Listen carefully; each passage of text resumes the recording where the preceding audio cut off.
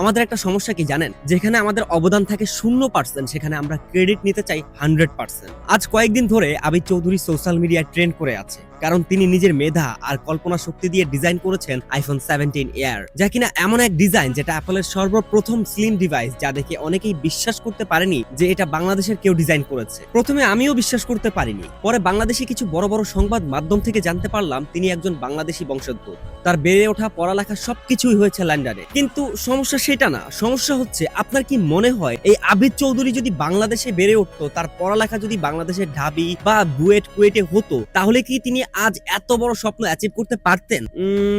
না, আমার পার্সপেক্টিভ থেকে একেবারেই না। দেখা যেত রাজনীতির গ্যারাকলে পড়ে ভিপি নুরের মতো 2 দিন পর পর কেলানি খেয়ে হাসপাতালে বেডে ভর্তি হয়ে থাকতেন, নতুবা যে কোনো রাজনৈতিক দলের সভাপতি বা সহসভাপতি পদ পাওয়ার জন্য নেতাদের পা চাটতেন। তাই মনে রাখবেন, এই আবিদ চৌধুরী বাংলাদেশি বংশোদ্ভূত হলেও তার লেখাপড়া, বেড়ে ওঠা বাংলাদেশের কোনো ভার্সিটি, ঢাবি জাবি বা কুয়েট বুয়েট থেকে হয়নি, হয়েছে লন্ডন থেকে। তাই তার এই সফলতার ক্রেডিট নেওয়ার কেউ থাকলে সেটা হবে লন্ডনবাসী, আপনারা না।